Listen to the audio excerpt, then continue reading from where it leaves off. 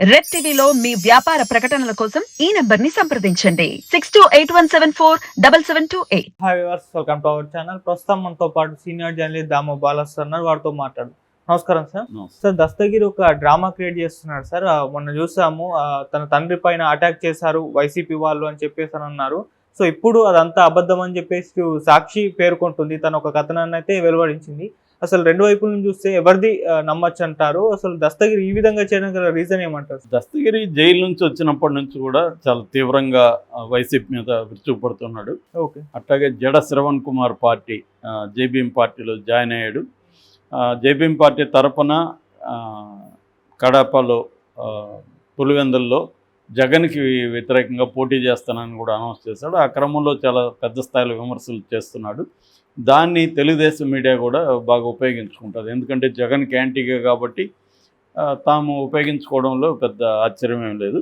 ఈ క్రమంలో అతను బిగినింగ్లో చేసిన విమర్శ ఏంటంటే, దీంట్లో ఈ మొత్తం ఇప్పటి వరకు 8 మంది ముద్దాయిలు వివేకానంద రెడ్డి హత్య కేసులో. ఎర్రగంగిరెడ్డి, తర్వాత సునీల్ యాదవ్, తర్వాత మూడవది వచ్చి మన ఉమాశంకర్ రెడ్డి, 4 దస్తగిరి, 5 దేవిరెడ్డి శివశంకర్ రెడ్డి, 6 గజ్జల ఉదయ్ కుమార్ రెడ్డి, 7 వైఎస్ భాస్కర్ రెడ్డి, 8 అవినాష్ రెడ్డి.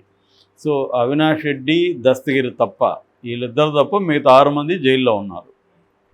సో ఈ వీళ్ళల్లో ఎవరికి బెయిల్ రాయకుండా సునీత ఎప్పటి నుంచో చూసుకుంటుంది జాగ్రత్తగా. ఎవరికి బెయిల్ అప్లికేషన్ అయినా ఆమె ఇంప్లీడ్ అవుతుంది. బెయిల్ రాకూడదు వీళ్ళకి, అంటే వీళ్ళు నేరం చేశారా లేదని తేలకపోయినా జైల్లోనే ఉండాలన్న ఉద్దేశంతో ఆమె ట్రై చేస్తుంది. ఈ క్రమంలో దస్తగిరి ఏం చేశాడంటే, జైల్లో ఉన్నప్పుడు నన్ను ఈ అక్యూజ్ నెంబర్ 5 దేవిరెడ్డి శివశంకర్ రెడ్డి కొడుకు డాక్టర్ చైతన్య రెడ్డి నన్ను వచ్చి బెదిరించాడు. ఫస్ట్ ఏమో 15 కోట్ల ఆఫర్ ఇచ్చాడు, తర్వాత బెదిరించాడు అనేది ఒక ఆరోపణ చేశాడు.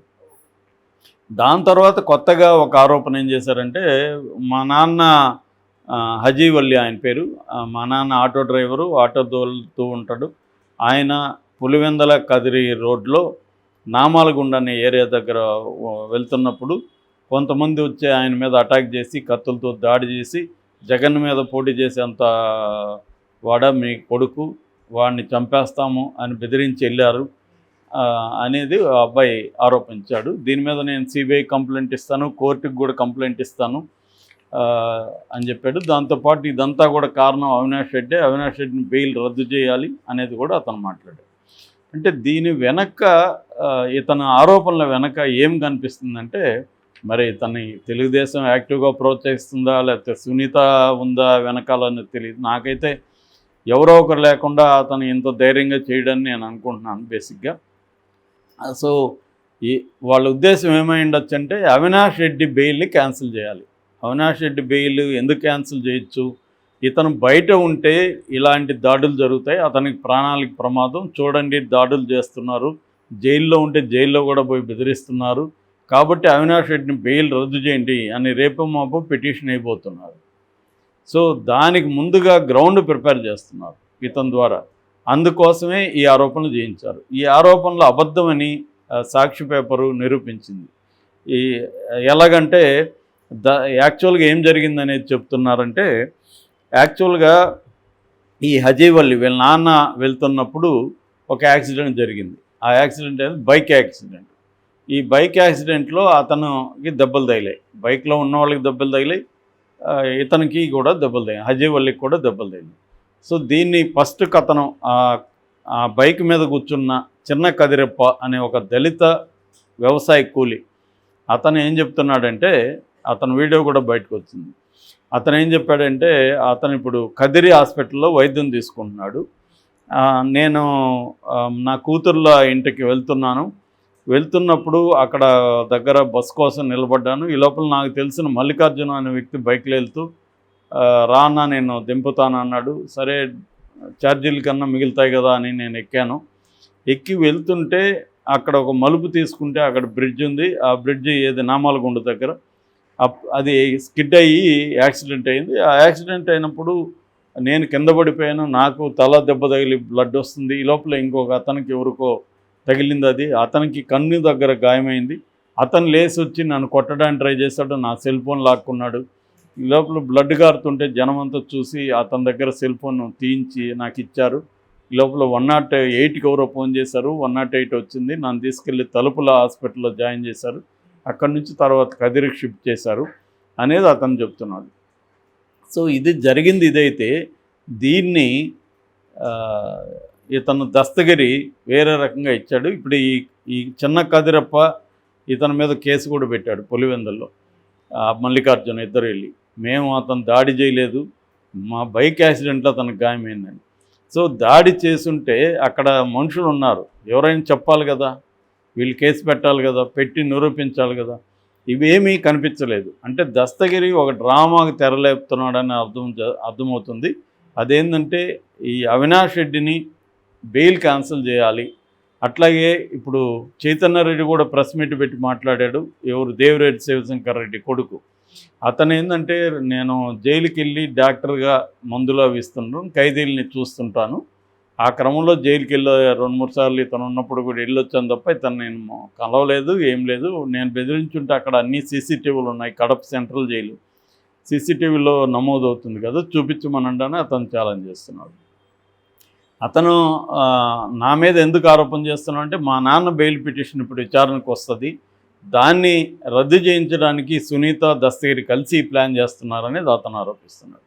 సో ఇక్కడ ఏంటంటే, ఇది నేను ముందే చెప్పినట్టుగా వివేకానంద రెడ్డి హత్య ఒక రాజకీయ రంగు పులుముకునేది కాబట్టి ఈ 2 రాజకీయ పార్టీలు తమకు అనుకూలంగా వాడుకుంటున్నాయి. దీంట్లో కుటుంబం కూడా ఇన్వాల్వ్ అయింది. కుటుంబం కూడా 2గా చీలిపోయింది. ఎందుకంటే వైఎస్ రాజశేఖర రెడ్డి ఉన్నంతకాలం వివేకానంద రెడ్డి ఫ్యామిలీకి మంచి ఇంపార్టెన్స్ ఉండేది, భారతిరెడ్డి ఫ్యామిలీకి ఇంపార్టెన్స్ ఉండేది కాదు.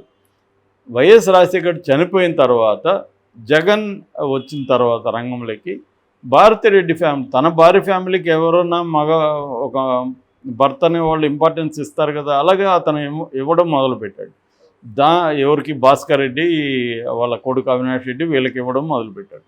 దాంతో యువతల నుంచి ఒక కోపం కావచ్చు, అసూయ కావచ్చు భారత మీద, జగన్ మీద మొదలైనవి.